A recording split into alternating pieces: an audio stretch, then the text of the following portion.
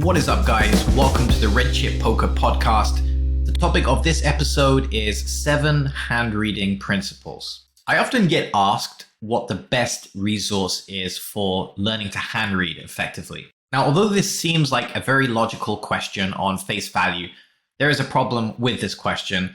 And that problem is that the question is actually too broad.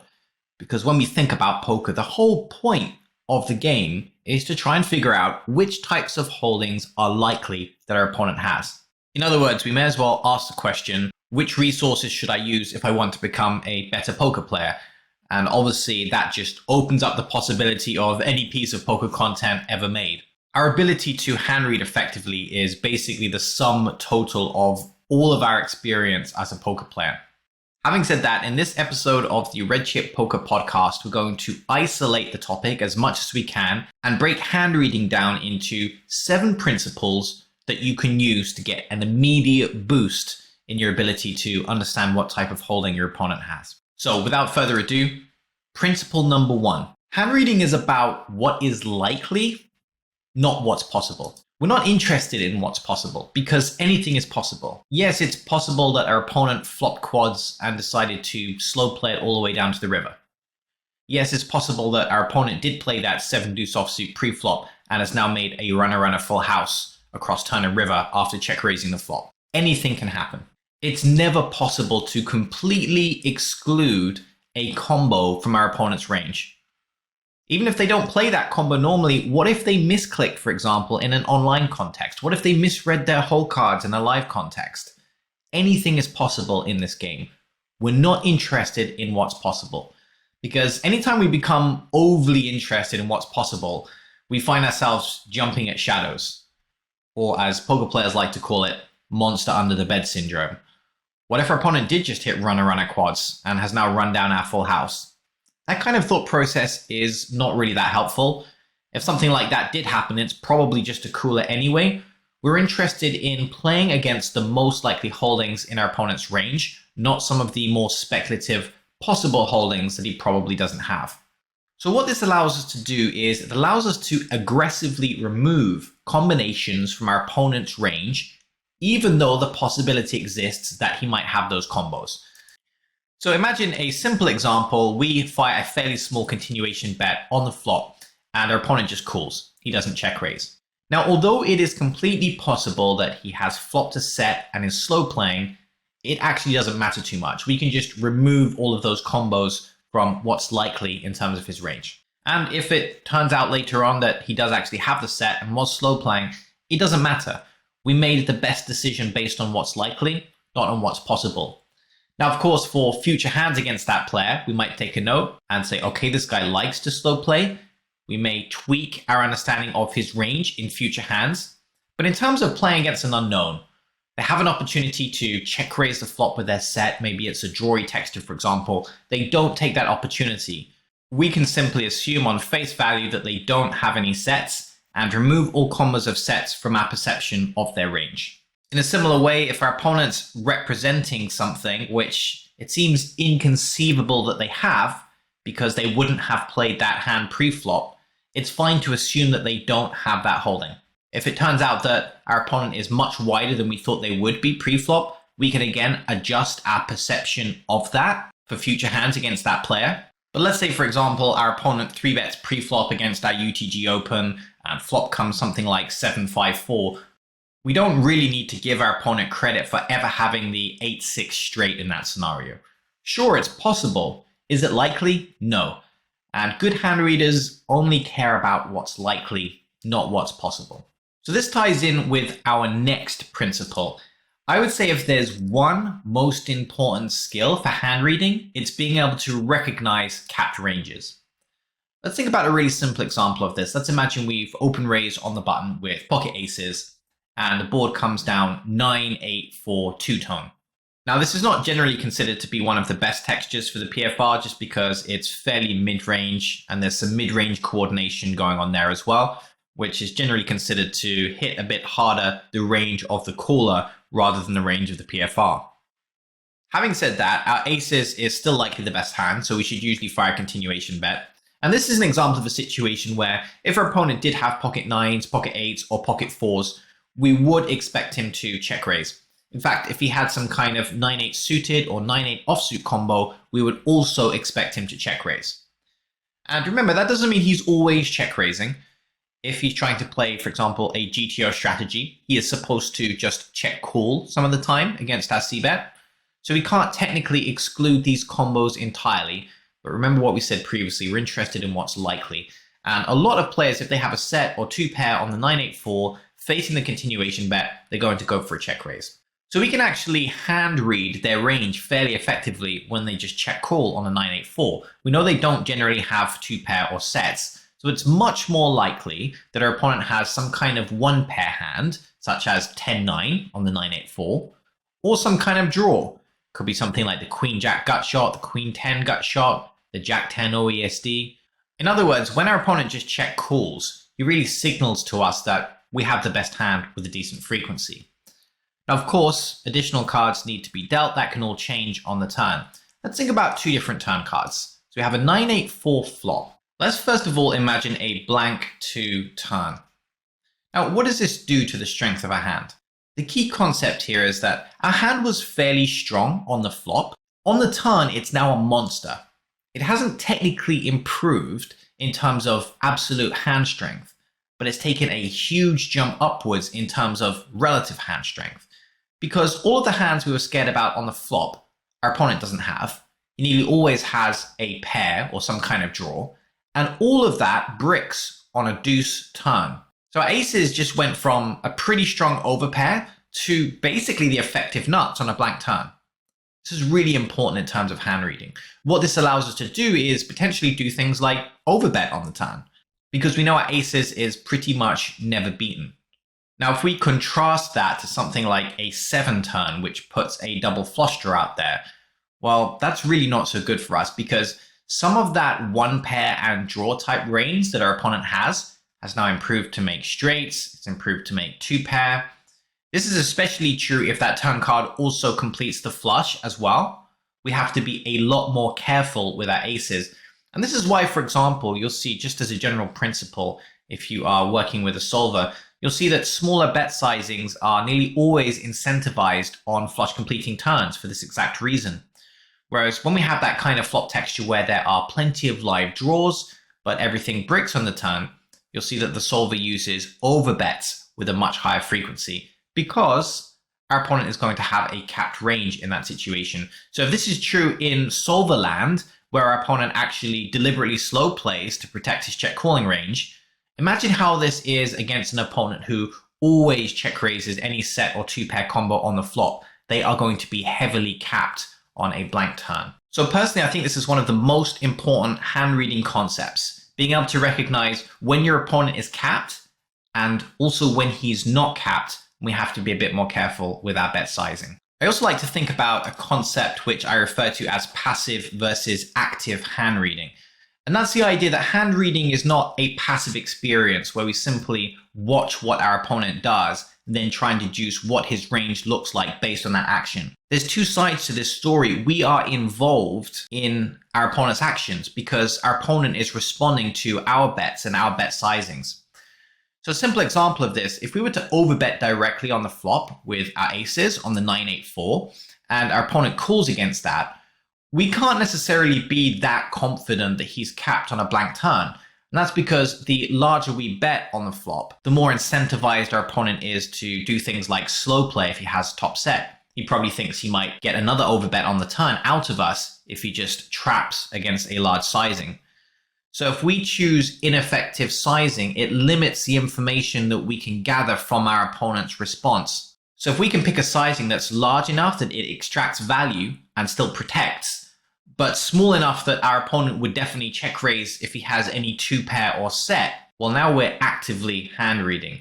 We're deliberately choosing actions that result in the most information gathered about our opponent's range. Principle number 3, have you ever been in that situation where your opponent takes a line that you really just don't see very much? Common examples could be a double check raise. So our opponent check raises the flop, he then checks to us on the turn, and we think, okay, he's check raised and now he's giving up. So we just fire the turn, then we get check raised again. And we think to ourselves, who check raises twice in a row? It's just not something we see that much. Or it could be that our opponent checks twice to us. So he checks a flop to us, we check back. He checks again on the turn, we fire the turn, and then he check raises. We think this doesn't make any sense. Like if you had a strong hand, you would have fired the turn after we check back the flop. This is a very tricky line. We don't see it very much. So here's the trick to this spot. Players are simply not that creative with bluffs most of the time. So what we find here is, and I guess this is maybe a type of psychological bias, when someone has a complete airball, they're very often worried that a line that doesn't make sense is going to be interpreted as a bluff. Players aren't usually that creative with bluffs, but as soon as they flop top set or flop quads, it's now the opposite. They're concerned that we're going to fold if they try and play the hand too quickly. So what ends up happening is we see a range of creative lines with slow plays that we don't see with bluffs. So my recommendation here is in terms of hand reading, and of course we never 100% know because it is based on a specific opponent. But if a line seems overly tricky, overly creative, it's probably a value hand. There's nothing wrong with tending towards giving credit to those types of lines. Okay, principle number 4. I'm going to refer to this as down the betting tree. The idea here is, in earlier situations on a certain street, play is often fairly similar to GTO. And of course, no one's really playing GTO, so you'll have to take the phrase fairly similar with a pinch of salt. But in terms of the frequencies and the types of hands that players show up with, it's going to be fairly close. So for example, if the solver is c-betting the flop at 65%, then players are often c-betting fairly close to that. And they have a mixture of different hands like the solver would. The further we go down the betting tree, now what I mean by this is subsequent 2 bets, 3 bets, 4 bets, and 5 bets. The further we go down that aspect of the tree, the more average play deviates quite drastically from what a GTO version of that situation would look like. So here are some examples. Something simple would be a pre-flop 5 bet. When we look at what the player pool on average is 5 betting, it's much stronger than what a solver is 5 betting. Solver actually has some fairly weaker pairs in the 5 betting range. It has things like ace-x suited, for example, whereas there are quite a few players who would only 5 bet something like queens plus an ace-king or jacks plus an ace-king in a certain scenario. This is especially more pronounced when we get onto the later streets. If we think about something like a flop 3 bet, for example. So one player's bet the flop, there's been a check raise or a raise, then there's been a re-raise against that, i.e. the flop 3 bet. The solver actually does this with some fairly speculative hands. The solver's occasionally taking things like weak pairs and putting them in the flop 3 betting range. Is that how the average player plays? You're probably already aware of this, but there are many players who would only ever 3 bet the flop if they had these stone cold nuts. This same logic applies to turn raises, so turn 2 bets, but anything more than that, so if it's a turn 3 bet or a turn 4 bet, same kind of thing. These lines are heavily nutted, unlike the GTO version of that line, which is always going to include some more speculative holdings. And we see that while a flop 2 bet could sometimes be light, a flop 3 bet is hardly ever light. And as we get further towards the river, even the 2 bets become very strong. In other words, a turn 2 bet represents much more strength than a flop 2 bet. And a river 2 bet is almost always extremely strong, extremely nutted, regardless of the situation. So you can see the further we get to the later streets, and the further we go down the betting tree on those individual streets, the further our opponent's range gets from being a GTO optimal range. It's going to be much tighter in these scenarios. Principle number 5 is bet sizing tals. These are fairly straightforward. The first tal is the pot size bet. They're typically strong. And again, if we look at a solver, we know that there are actually quite a few bluffs in pot size betting ranges, but our opponent is not necessarily having any of those bluffs. They might just be betting only the nuts for pot size. This is especially true when we see pot size bets in conjunction. So a pot size bet on the flop is strong, but if we have a pot size bet on the flop and turn, that's very strong. It's a much bigger indicator that our opponent is nutted. Even more so if we see pot size bet on flop, turn, and river. We hardly ever see this. That's because players would only ever do this with a very strong hand. Overbets are also very strong. So although more and more players are overbet bluffing, overbets should generally be given a lot of respect. The interesting thing here is that overbets are slightly weaker than pot size bets in general. Now, the flip side to this is we obviously get a worse price to continue against an overbet. So we're not necessarily defending a lot wider than we would against a pot size bet. But in terms of the range that players show up with, overbets are actually slightly weaker than pot size bets. And the other interesting thing here is that overbet jams are weaker than non-all-in overbets. Really common situation is 3-bet pot where our opponent raises against our flop c-bet. So imagine we 3-bet pre-flop with something like aces. Our opponent calls our 3-bet. We fire a continuation bet on the flop and our opponent raises. Now, on the one hand, we have an overpair in a 3-bet pot. We know we're not really supposed to fold that in terms of theory. But on the other hand, our opponent maybe just flopped a set or something. So what should we do in that situation?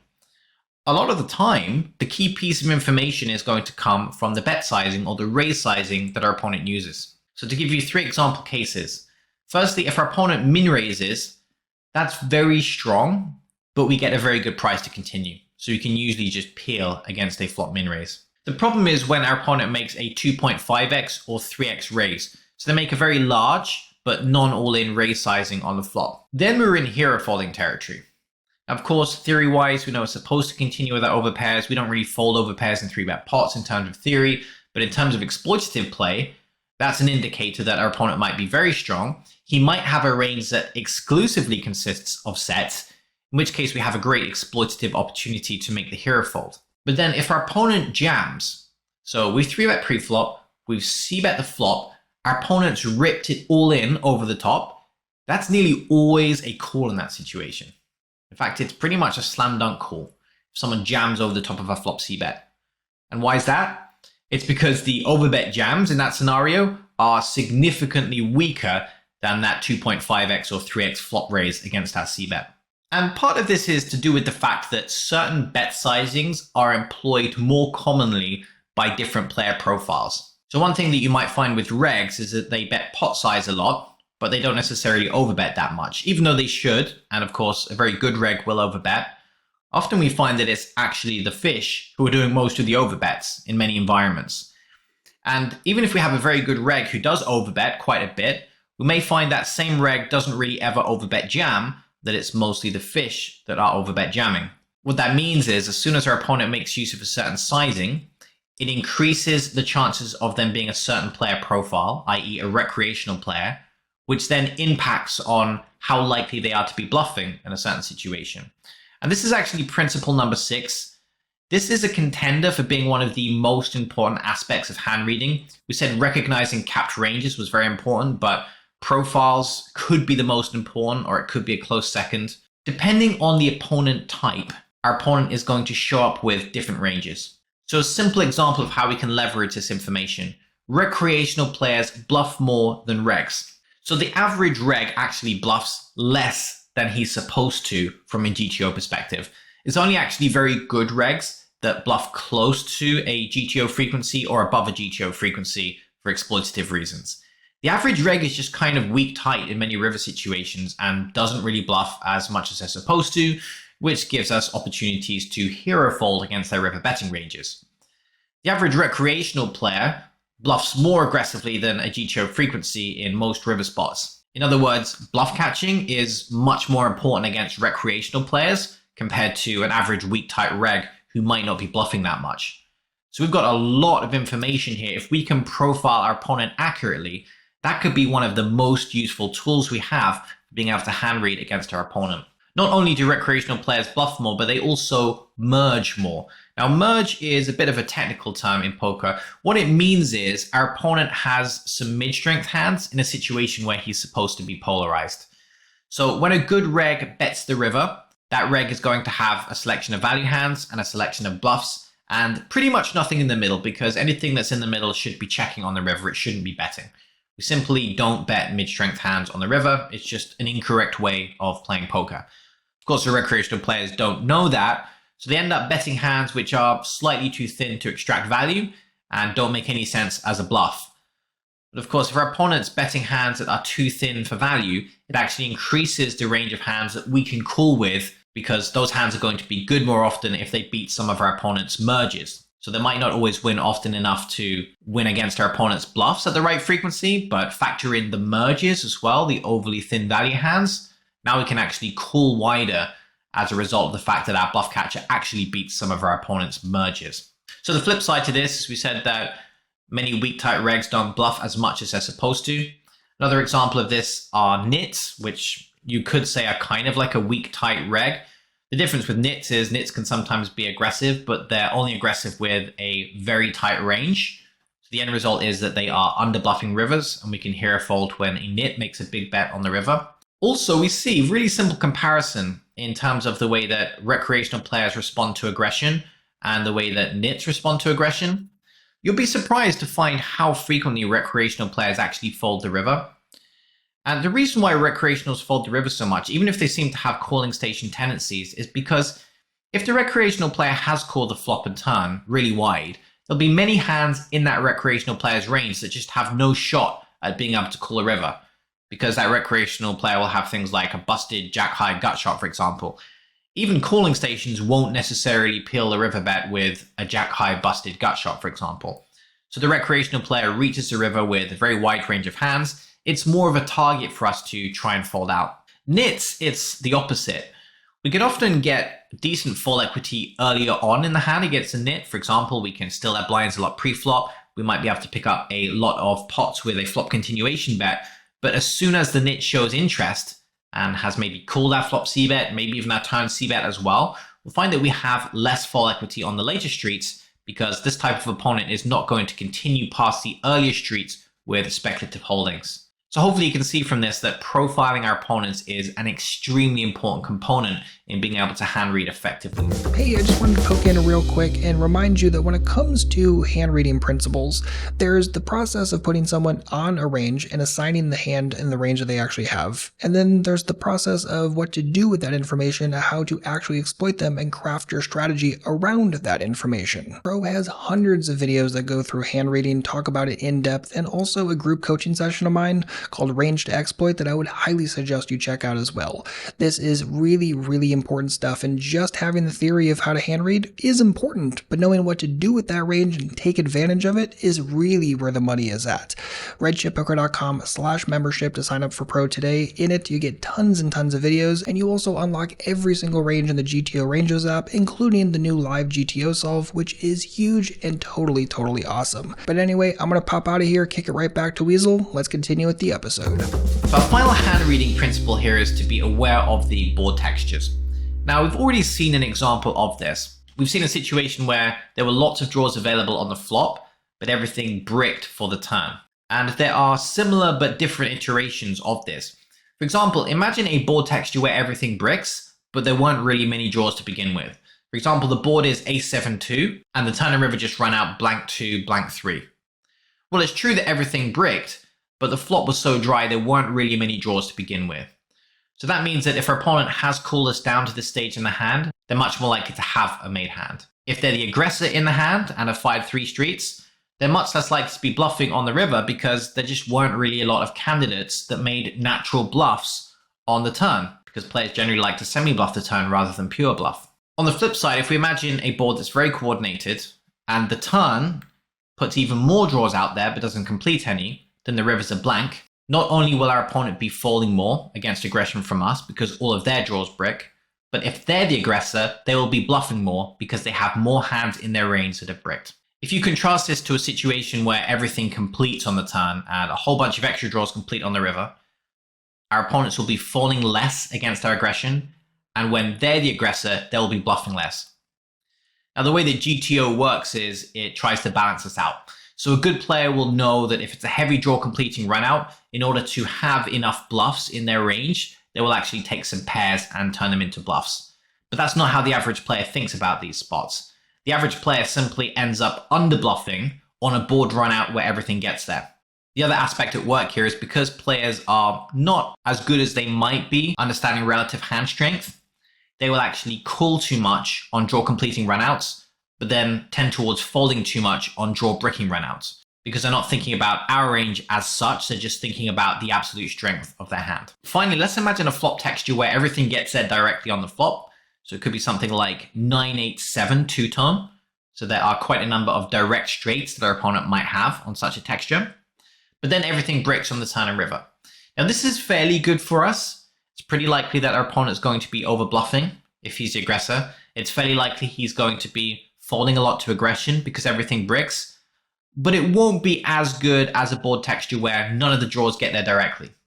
So our opponent still just has quite a few reasonable made hands on something like a 9-8-7.